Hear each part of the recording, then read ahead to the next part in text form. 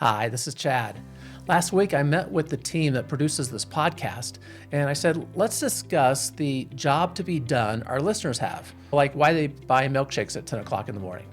And I had a couple of blank looks, and one person that said, yeah, milkshake story. Okay, we don't all know the milkshake story. Let's talk about that a little bit. What I was referring to was a job to be done story that's been told many times. I'll introduce that in just a moment. But I wanted to talk with the team that makes this podcast about what the job is to be done of the listener. And as we talked more about jobs to be done, I thought, well, this is information I should be sharing with everyone that listens too, because jobs to be done is this great tool, a concept, a set of language that helps us to understand the customer's problem and what they need solved for them and what might be preventing them from buying our product. I really like the jobs to be done language. I found it very helpful. You might not be one of those, but hopefully this discussion will introduce you to the concept if you're not familiar with it. And if you haven't found it helpful in the past, maybe through the examples and how it's been used, you hopefully will learn how to make better use of it yourself. That is my goal for this session together. And I want us to jump in, learn how to make jobs to be done work from the examples that we hear and how to make it work in your environment better based on those examples. So let's do that right after this. How can you unlock your full potential as a product manager? We're sharing the product management insights you need. They are based on the 7 research-backed knowledge areas for product mastery. You'll learn to create products customers love, enhance your influence, and elevate your career. Welcome to Product Mastery Now, hosted by Dr. Chad McAllister, product management professor, practitioner, and your guide. So jobs to be done, I was first introduced to the general concept from Tony Ulwick's book, What Customers Want, Outcome-Driven Innovation. And this was like 2006, I think it was published. But before this, Clayton Christensen had done some research and work and came up with this term, jobs to be done. There's actually a relationship between those two that I will hopefully get to in a little bit. But there are 2 different perspectives here. But I really like the language that is used, help us understand the job to be done of the customer, what the customer is hiring the product to say, why they're hiring the product, what they want to achieve, what they want to accomplish. And the milkshake story that I led with earlier was, why is it that people are buying milkshakes at 10 o'clock in the morning? So McDonald's was trying to help people buy more milkshakes. McDonald's wanted to sell more milkshakes. And they had done some work reformulating milkshakes, making them thicker, changing some other things, maybe offering a flavor of the month, and never really saw the needle move much in the sales of milkshakes. And they hired Clayton Christensen and his colleagues to come examine this problem for them. But they noticed an interesting thing in the data before they hired Christensen, which was, we're selling a lot of milkshakes around 9, 10 o'clock in the morning. And we'd like to understand why that's happening. And we're selling them to people that typically are going through the drive-thru at 9 or 10 o'clock in the morning. I'm like, these are my kind of people. Drinking milkshakes for breakfast sounds great. So Clayton and colleagues went out to some McDonald's stores, and apparently, as he has shared the story before, you can find the story on YouTube easily. As he has shared the story, they basically go and set up shop. They stand at the end of the drive-thru lane as customers are leaving the McDonald's. And if a customer ordered a milkshake in the morning, they try to intercept them, say, hey, can we just ask you a question before you leave? What did you hire that milkshake to do for you? Like, huh? Right? I'm not sure if he actually used this language or not, but that's how he tells the story, how he has told the story about hiring that milkshake. And what is the job the milkshake is doing for you? Why did you buy the milkshake, right? That's what we're asking. And if you were to do this yourself and talk to a few people in the drive-through line at McDonald's, you would hear some responses as he did. And a lot of these responses had to do with, well, I have this commute in front of me. It's kind of a long, boring commute.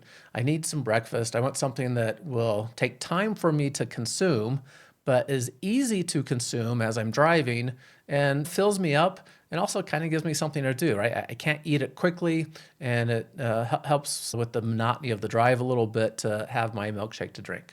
Okay, fair enough. And then you might follow up, as Clayton said he did, with a question like, well, what else have you tried in the past to solve this problem for you? Right? Basically saying, what else have you bought for breakfast in the morning as you're driving to work, and how did that work out for you? And you would hear different responses, as Clayton shared. Well, I've tried a donut, but especially the powdered ones that I like a lot, they're really messy. They get powdered sugar all over my clothes, and there's crumbs. And I'm probably thinking a little bit more about the mess I'm making than paying attention to my driving. And so turns out it's not a really good product for me to hire for this job, not a really good solution. And other things that people might try, right? Bananas and bagels and other things. But for some people, the milkshake works really well. They hire the milkshake to solve the problem of having something that will fill them up. It takes some time to drink, to consume. There's some effort involved. It's not super quick because that helps with the drive, so the drive isn't quite as monotonous. So makes good sense to me. And that's the milkshake story about jobs to be done. But in describing it that way and how it was used for the milkshakes being purchased in the morning, we're really looking at a product that exists and understanding what are consumers doing, what kind of demand do they have for that product, and based on an understanding of why they're choosing that product, is there anything making it harder for them? Is there any friction in that process? And at the same time, clarity about what they actually want to achieve. That would give us some insights into maybe how we can make that product better so it better meets their needs of what they want to accomplish. And also maybe make the marketing more effective so we can attract the right customer that has that problem to be done, that's driving to work at 9 or 10 o'clock in the morning and thinks a shake is a good solution. Now, interesting, I have not heard, and I never heard Clayton talk about this when he was telling the story, or others I've talked to about what McDonald's did. And as a consumer, I don't go to McDonald's a lot, but I've had a few milkshakes from them. I don't know if they actually changed anything or not. It seems like maybe they should have come out with the morning smoothie, the breakfast smoothie, to be more fitting for breakfast, maybe attract more people that had the same sort of problem, that some of those people would think like, smoothie sounds healthier than a milkshake. Milkshake kind of sounds like a luxury and maybe too sweet and not so healthy. I don't know. I don't know what actions they took on this. I do want to tell you about a couple of other examples and what actions were taken. So the milkshake story is not a story we've covered on the podcast in the past. Unfortunately, when I did reach out to Clayton Christensen's group to invite him to be a guest and talk about some of these things, his health was declining and he was doing less public appearances. And you may very well be aware that he passed away a few years ago. But the other people I've had on the podcast that have worked with him certainly have very high respect for him and the time that they had with him and the contributions that he's made. And that's true of the next two examples I'm going to share. So the first one dates back to the second year of this podcast. So we've been doing this for 10 years now, so it's been around a long time. This was Chris Speck, and forgive me, Chris, I don't quite remember how to pronounce your last name at this point. I may be getting that wrong. But in episode 057, he shares the story of Snickers versus Milky Way, two candy bars. And the person that was actually doing this research was his boss, Bob Mesta. We'll talk about Bob in a moment. But this was at the Rewire Group, and Bob was the founder of that. But Chris was very involved in jobs be done and applying jobs be done theory for customers. And the Snickers and Milky Way story, as told by Chris, Bob was hired to help the candy bar company that makes both of these to basically help them decide which one to remove from the marketplace. Because Snickers was doing okay, Milky Way was doing okay. The company felt like if they put all their energy behind one of those brands instead of both of them, that they could succeed against competitors more effectively instead of maybe diluting the market a bit. So that was the research that needed to be done. And Bob, apparently, as the story goes, was in the airport on a business trip going to get a bottle of water from a little store and noticed someone picking a Snickers bar from the candy selection. And I've had a few Snickers. I like Snicker bars. And the way that this story is told, I can really relate to what they found out. Because you and I could do the same research. And I've done this sort of thing. I've talked to other colleagues who have done this sort of thing, where if we have to find out why people are making the selections of products that they are, simply go to the store, hang out in the aisle where those products are, whatever the store is, and wait for someone to come along and select one. And then you be curious, and you're standing there and go, oh, I noticed you're going to buy that Snickers bar. There are so many choices here. How did you decide that? Why did you choose the Snickers bar? Right? And you find out why they chose that and what was involved. And as they did this exact research, right, asking people when they were making the purchase, why they chose one over the other, really just why they chose that one, they found something that I resonate with, having Snickers bars, is that the Snickers bar is chosen to fill you up. Yes, it's a candy bar. It is sweet. It tastes good, but it stays with you, right? It is a candy bar that fills you up, almost like a meal replacement, right? So maybe it's that mid-afternoon, you're starting to feel a little bit slower and a little bit hungry, reach for a Snickers bar. So that was kind of a common theme, something that would satisfy me and stick with me for a while. And yeah, it's a candy bar, great. The Milky Way, very different reasons why people buy a Milky Way. When they ask people about why they're buying that Milky Way, it's more of a reward for that they feel good about something. They feel like they deserve a reward, and it's an indulgence. Milky Ways are richer, creamier in some way. They hit your mouth differently when you consume one. It's maybe a more delightful experience in that indulgence per se. I haven't had as many Milky Ways. And so a very different reaction to it. Based on this research, the candy bar company said, well, these appeal to very different market segments for different reasons. We're going to keep both, and we're going to reframe our marketing and maybe reformulate a little bit. And I don't know if they did anything with the Milky Way, but they did share in this original story that they enhanced the Snickers formula to be even more satisfying to stick with you. They added peanuts to it, and they increased, I guess, the nugginess of it. So it did stick with you longer. So jobs to be done, used in this sense to understand why are people making a choice over one product versus competitors, or in this case, same brand, but still another choice that they had, and what's involved in that decision. With that information, we can do smart things like enhance the product in a way that responds better to what people are looking for, and also make our marketing more effective. So one more example. This one is from Bob Mesta. Bob is the founder of the Rewire Group. He's written books on jobs to be done and sales theory and the like, and had the great experience of being mentored by Clayton Christensen and doing some work together. And in episode 335, we talked about this. And so that you find that at productmasterynow.com/335, or if you're listening to it on your podcast player, you have to go do a search for episode 335. This has to do with condominiums for people that were retiring, downsizing from their house into a condominium. So I can relate to this one as well because my wife and I were getting close to that empty nester stage and thinking about, do we need the really big 5-bedroom house that we had with the kids? And no, of course not, right? And the idea of downsizing is getting more appealing.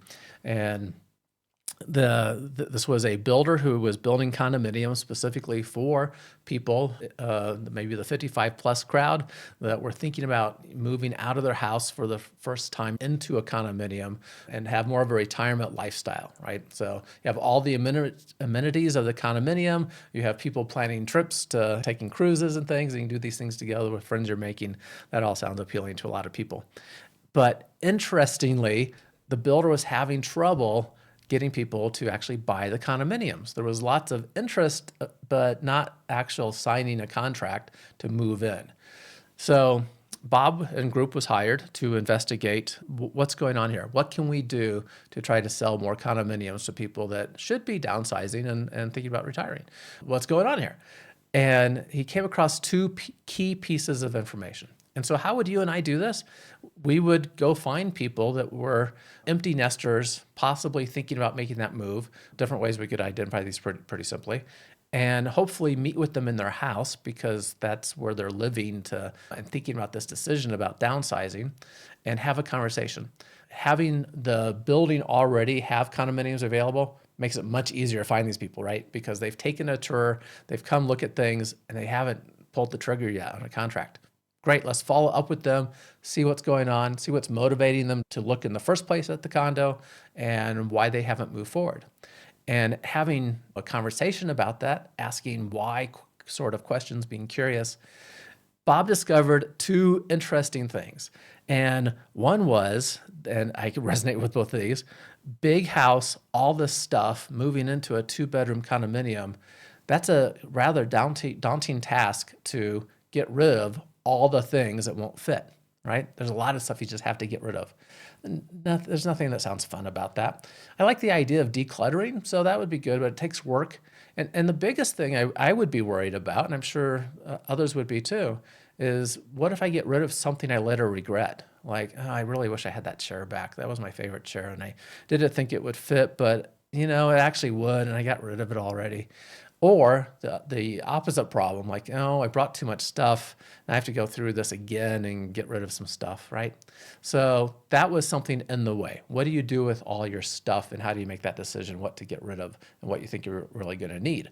The second thing, which I also certainly resonate with, is the dining room table. So I don't know if this is true for you. Our dining room table was essentially a wedding gift. And so we've had this thing pre-kids and now with the kids for years and years. And the dining room table, it is a place where many conversations have occurred, right? With our kids, with others. Mostly with our kids are really some core memories there.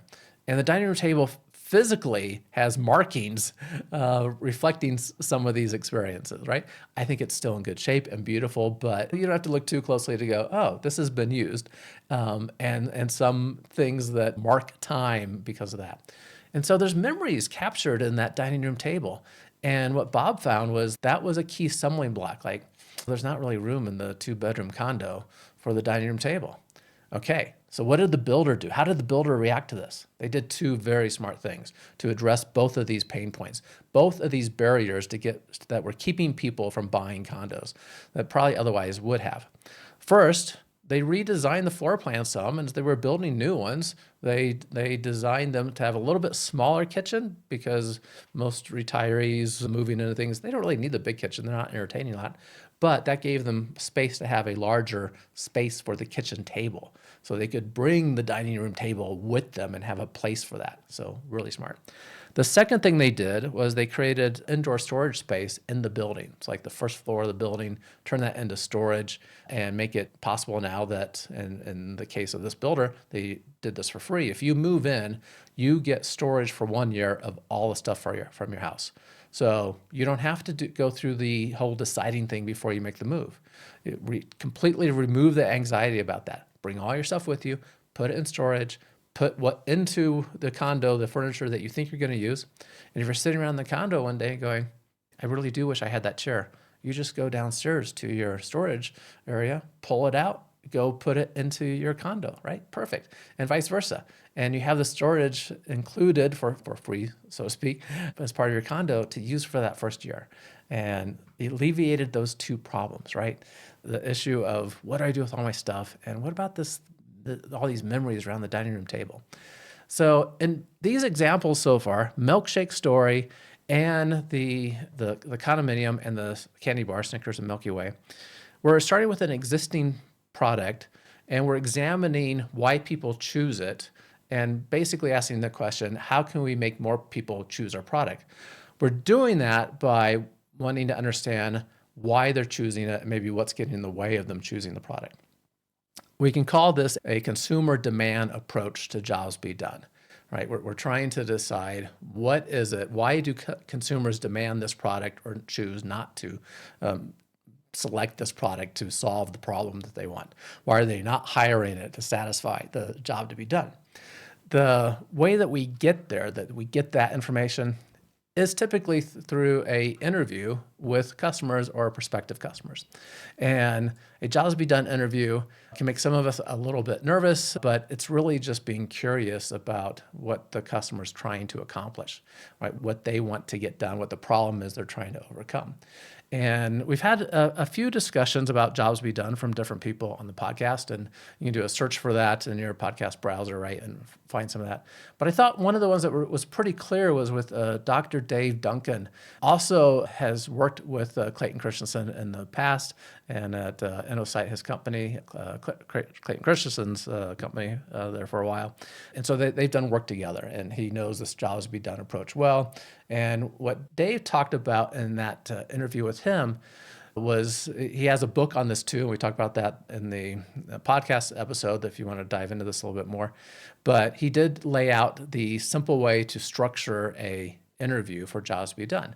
He said you have to ask questions around 3 areas, right? And so, around 4 areas. Those 4 areas are, what are the customer's circumstances, right? What's the circumstances right now? Let's get context. What are their jobs to be done? What are they trying to accomplish, trying to achieve, trying to avoid? The third one is, what are they doing today to accomplish their jobs? Right? That question, like, what else have you tried to satisfy, like in the Milkshake story, to satisfy the drive, being boring, and something to fill you up that is so easy to consume? So what are they doing today to accomplish their jobs? And the fourth one is, how do they evaluate quality solutions for those jobs? Yeah, what stands out is really satisfying the job well or not well. So now we have maybe some metrics involved. I really like starting these kinds of interviews with the question of, well, tell me the last time you, right, whatever the topic is that we are talking about, tell me the last time you went to look at a condo that you're thinking about maybe downsizing to. Tell me the last time that burrito through the drive-thru. Why did you choose that? Whatever it is that you're investigating. So 4 very useful questions in that episode if you want to go back to that as well. That was the episode with Dave Duncan on jobs to be done. So we have that perspective, really the consumer demand perspective about jobs to be done. I think that works pretty well for existing products. I haven't heard great examples of it being used for creating something new to the world that did exist before. But even without that, still the language about, well, we want to understand what the job is the customer has that they want done. What is it they want to accomplish? I like that language a lot. I think that helps us as product people to think in those terms. But Tony Ulwick has a different perspective on jobs to be done. Same language applies, but he's going to think of it not from a consumer demand perspective, but from a more of what I think as he would say, the unit of analysis is, right? The unit of analysis is the actual job. And this does let you play in white space, I think, better. His frameworks and tool set to look at understanding the problem deeply, what customers really want, and then thinking about maybe creating a new product for this. Certainly also applies to improving a product and making a product better. So give you the little backstory. And Tony, I've talked about this a few times on the podcast. So if you want to hear him, I would just search for Tony Ulwick across the podcast and you'll find a few episodes about this. But Tony started his product career at IBM, and he was involved in helping with the IBM PC Junior. So this was a personal computer which was designed for homes and was going to revolutionize computer usage in homes. Because up to this point, pretty new industry of having personal computers at all, they were really business computers. We moved from they still existed, certainly still do today, but the mainframe computers to like workstations to something that would sit on top of your desk and that you could use. And they were in workplaces, and so they were work computers, but there was this growing desire for people, including myself as a young person and my parents, to have one in your home. And so I grew up at a time around this and am familiar with this from a consumer's perspective. I had the VIC-20 computer. Some of you might recognize that name. Then the Commodore 64 and the Tandy, the Tandy 8080 Radio Shack's computer. And there were a few others in the marketplace, right? And it was fun to have a computer at home. But I was, at this time, I'm pretty sure I got the years worked out. This might be off a little bit. But it was either when I was an intern, doing some intern work in college, drawing data flow diagrams and the like, or maybe it was another job before that where I was working on a computer doing data entry. But we had the IBM PC, right, the standard business computer. And the PC Junior was coming out soon. And the marketing around this was building me up like, hey, this is probably going to be the computer that I will want at home. I'll try to talk my parents into getting it if I can work that out or not. This is going to be great. And then when it actually launched, within 2 hours, the Wall Street Journal declares the IBM PC Junior dead on arrival, right? Now, IBM had started this story like 2 years before. I think in earnest, it was about a year-long project. And Tony was involved in this and was just him, I'm sure everyone else was just so surprised. Like, how can that be? How did we miss this? And from my consumer's lens, I looked at it when it came out and went, no way, right? It's overpriced and it's underperforming. Compared to if one was inclined, and maybe this wasn't their market for sure, but compared to what I could build, if I build a equivalent 8080 computer, little PC computer for home, which is what I ended up doing, you could build something so much better than what you could buy the PC Junior for. Really disappointing, right? And can you imagine that? Some of us, unfortunately, have been in this situation where we have spent a lot of time, in this case, a year on the main part of the PC Junior story, building this product. So excited to get this thing done, to see what it's going to do for customers, and find out no one really cares, right? That's just a gut-wrenching experience. And Tony went through that and went, how could we have gotten this so wrong? And he dove deeply into looking at that and other case studies, and he did a lot of the hard work to understand what are the pieces that need to come together. And that's what came to be the Jobs to Be Done framework. Now, real quick backstory, and he shared this on one of the relationship between him and Clayton Christensen. Christensen had released the book, Innovator's Dilemma, the book about disruption and how incumbents get disrupted, like how Kodak ultimately got disrupted as an organization because of the digital camera.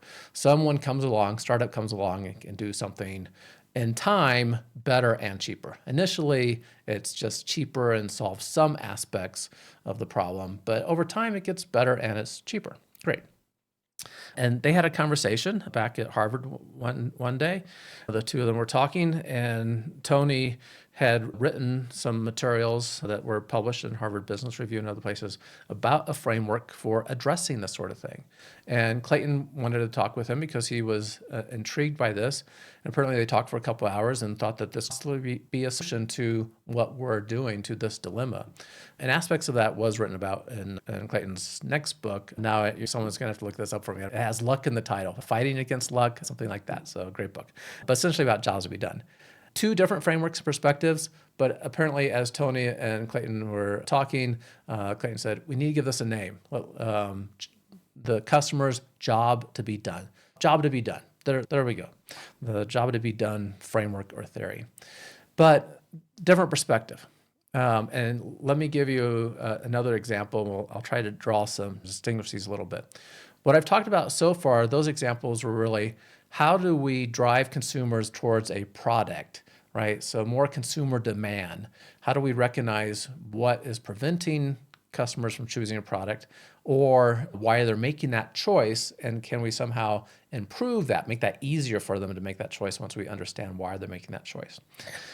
In Tony's world, the job itself is what we're focusing on, and not so much the demand. And when you dive into this more, it becomes more clear how these are a little bit different. But let me give you one of the case studies that Tony has presented, which is the Bosch circular saw. So Bosch is a worldwide company now, and they were not in the North America market for circular saws and wanted to enter the market. I guess they had quite a few in Europe, but not in North America yet. And as they looked at the market, as we would do the market analysis, we would see there's a few circular saws available. If I go to the big box store like Home Depot or Lowe's near me and I look for a circular saw, it seems like it's just kind of a price competitive, a commodity space. Right, there's the entry-level tier, and there's going to be a few to choose from that all look pretty similar and similar price point. And then there's kind of the pro-level tier that contractors are going to typically choose that are expected to last longer, maybe do a little marginally better job, but last longer for sure. And I'm basically buying on color, right? Do you like the yellow brand or the red brand or the blue brand, and which one do you want? And they're all priced rather similarly. So Bosch wanted to figure out how to break into the market and not be in direct competition with other circular saws, but somehow stand out. So they did what you and I would probably do as product people, and that's to do some customer research. Understand how customers are using circular saws now and where there's some unmet needs, some opportunities to satisfy them better than other manufacturers are doing right now. And when Tony did this and arranged for the research, they did ethnography. And this is how I love ethnography. It is one of my favorite tools. If I could only pick one, it is the one to use. We're simply observing users interact with either a product, a competitor's product, or solve the problem they're trying to solve, and we get insights from that can otherwise be hard to discover, in my opinion, just through interviews. Interviews are really powerful, and there are people who find out everything they need from interviews. That's fantastic. I personally just have found insights that I don't think we would have got to just through interviews, except maybe if we got really lucky with asking just the right question. But to do this is easy. Some people say ethnography is hard. It's really easy. To do this, I would want 4 sites. I'm probably going to be focused on contractors because that's easier to arrange, and they're using their saws a lot more than just homeowners. And I would expect we would do the market research to verify this, but I would expect contractors are probably the biggest buyers of circular saws, right? A lot of us have one at home. I have one in my garage. It gets used maybe once a year for some project. So we would put together, ideally, I like teams of 2. We could do it structured differently, but get 4 teams of 2 people to go out to contractor sites, maybe we're going to say focused on residential building for that day. Maybe if there's some reason to do commercial contract work, we might do another day of that. But I bet if we just went to locations where they're building new homes and we just took our notebook with us, had some paper with us, and observed how they interacted, how the workers interacted with circular saws, we would uncover some information. And that's all you need to do. Go spend a day watching how circular saws get used, sketch some things, write down some notes. Everyone gets together at the end of the day and you have a discussion about your observations and what insights may have come from that. And in this case, they, in the original case study that Tony talks about and he has written about, I think they uncovered 14 unmet needs that people had identified before, right? In this commodity space, there were 14 opportunities to create value for customers. So some of my most favorite fun one, I think it's fun at least because I've had this happen to me once. When you're cutting wood and you have to cut a lot of wood, and if you're building a house, you're trying to be very efficient with your time and contractors are working quickly. Sooner or later, it's likely you're going to cut right through the cord that the circular saw gets electricity from, right? The cord on the circular saw, and you just slice through it because the cord gets in the way. Well, then you're down from working for a while, right? You have to get in your van or your truck as a contractor, drive to the big box store, buy another saw. You could buy that fix the cord thing. You're actually, if you're a licensed contractor, you're not supposed to because that's a UL listed piece of equipment and you're not supposed to just add a wire in a new cord, but you could do that thing. As a homeowner, sure, why not? If you do it right, I'm not suggesting this. But that's all lost time, right? You're off the job site to go get another saw and to come back. You might have one in your truck or van as a spare, but you got to be doing a lot of sawing to carry a spare with you all the time. So that's just downtime. So what was the outcome of that then? Like this is a need, an unmet need that exists right now with using circular saws. It's not like you're cutting through the cord every day, but when it happens, it's really inconvenient. Well, what did the designers do for the Bosch saw? They removed the cord. They completely remove the cord. And so now you just take your extension cord and you got 3 or 4 or 5 of those things in your van or truck. You grab another one, you plug it back into your saw, you're up and running. 2-minute sound time. No added cost. Simple. Isn't that great? What else did they discover? They discovered that people, as you're using the saw, you make the cut, you have to put the saw down, move your wood, get ready for the next cut, make the cut, put the saw back down. And so they noticed people were bending down a lot, picking up the saw, putting the saw in awkward places. Sometimes the saw would fall, get knocked off of a sawhorse or something because it wasn't placed well. Well, let's just put a hook on it. So we can hook it over a sawhorse, or if you're working up in the roof area where you often are sawing wood for decking a roof, you could just hook it on one of the rafters, a built-in hook. They did other things, like when I use my circular saw, you draw the line on the wood you want to cut, you run the saw on it, and the sawdust gets on the line and covers it up as I'm trying to go. And even if you have a blower, the blowers, at least to this point, weren't great. They didn't clear that line really well. They fixed that, right? We're going to put a blower on the saw that actually clears that line. And there were other things too, right? So those were elements of unmet needs. The primary job of the circular saw is pretty straightforward. It's to cut a straight line. That's what we're doing. Usually in wood, we could cut other things, but we're trying to just cut a straight line. That's the job of the circular saw. But in accomplishing that job, there's other elements of value that are important to customers that customers would recognize and say, oh, that's useful, right? Like if I do inadvertently saw through the electrical cord, no problem. I can just plug, well, besides the sparks, no problem. I can just plug in another extension cord, I'm up and running, right? Your saw does a better job of letting me able to see that straight line because of the blower. Fantastic. And other things they do. So in that ethnographic research, we would identify our observations, we would make our observations, identify those insights that relate to that, and then talk to designers about what to do about this. There's a step in there that's pretty important. So let's say, and I might be getting the numbers off a little bit, but let's say they came up with these 14 unmet needs. Do we want to design solutions for all 14? Probably not, because even though they're unmet needs, probably that's a ranked list. Some of those needs are like really important. Like that provides me much better value if you were to address those. And other ones, yeah, it's kind of annoying, but don't really care about that so much. Blowing the sawdust off, that would be number one on my list.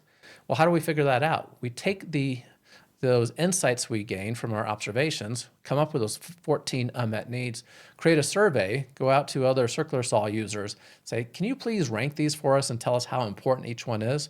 Now we have real evidence to say if we address a certain number of those, say the top 30%, that those are the ones that result in 80% more value for customers, right? So we know what to focus on. And so now our designers have really good information to take action. And there's a good end to the story, which is Bosch indeed did all this. They took that work from Tony, they improved the product, they introduced the circular saw to the North American market, and it won innovation awards, product innovation awards. I love that, right? Your work as a product person needs recognition in your organization and externally too. Can you imagine working on that project and you receive innovation awards for the product that went into the market? Fantastic. It also captured market share quickly because it responded so well. Contractors recognized that, wow, for similar money, right, just a little bit more money, I'm getting a much better saw. So they were able to quickly capture market share. Really good outcome, right? So I like the circular saw notion a lot. So these two approaches, in general, this job is to be done language, I think this is really smart for us as product people to think in terms of what is the job our customer wants done? What is it they want to achieve? What do they want to accomplish? What are they trying to avoid? What is their objective? What is their frustration in dealing with this problem that they would love to see removed, right? Those are all jobs that the customer wants done. A customer has a job to do. A product never has a job to do. The customer's trying to accomplish something, and our job as product people is to figure out how to make that easier for them, how to add value in accomplishing the thing they want, right? And so our work is to discover those unmet needs and remove friction and make it easier for people to choose the products that we're developing for them. So back to how this all started. So I'm with my little team that helps put this podcast together and talking about why do customers listen to this podcast? What is the job for them to be done? What is the job you as a listener want done? And there's a few things we talked about, and I should probably do another survey to have a better handle on this. And if you want to email me directly, I would love to hear what you have to say. That's simply chad@productmasterynow.com, just the name of this podcast.com. So chad@productmasterynow.com.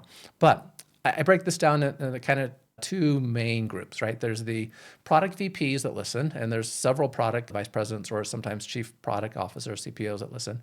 And they're certainly trying to pick up, because it's usually an interview format, some insights from the experts that come on the podcast. And we have these wonderful discussions, and there's usually some good information there to pick up on that they can apply directly to their work as a product VP or often that they can use to help coach, mentor, and nourish their product managers.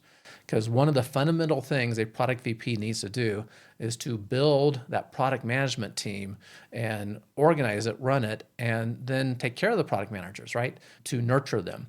And that's how I usually get involved with product VPs is I've had a program for a long time called the Rapid Product Mastery Experience, the RPM experience, that's designed specifically to nurture product managers. And so product VPs engage me to do facilitated training with their product managers on this. So that's the RPM experience. And I believe product VPs are listening to get help with that. How can I nurture product managers that work for me? Then there's a group of individual contributors, and these are at different levels. There's the individual product manager who wants to get better grounded. And so people listen to this podcast that are not even in product work yet. They're trying to figure out, what is it like to be a product manager? What do product managers sound like? What do they think about? What's important to them? Up to a lot of people that are listening have been product managers for quite a bit of time and want to deepen their skills and understanding, really be that professional product manager. And I also use the same RPM experience. It's a self-study version that's online to build a complete, comprehensive understanding of what product management discipline is about. And frankly, most of the people that come and do that training, they've been being a product manager for like 5 or so years, right? I've had people that have been a product manager for 20 years take that training. Because at some point we figure out we've done a lot of learning on the job. This was clearly my experience. I didn't do any kind of professional training for the first 10 years when I was a product manager. So we do a lot of learning on the job, figuring things out as we go, talking to some other people along the way. And we take some different training things that we can do. But I think most of us feel like we have some blind spots and some holes, right? We pick up these blocks of information from places. We're not really quite sure how they all fit together. And so the way I got introduced to product management was through a professional organization. They're called PDMA, the Product Development and Management Association. And they have these 7 knowledge areas, this body of knowledge. And that is what my RPM experience is based upon. I just make it easier to understand that body of knowledge and put it into action. It is the most comprehensive body of knowledge that one can find. I don't think it works well for newbies. PDMA says that you need to have 2 years of experience.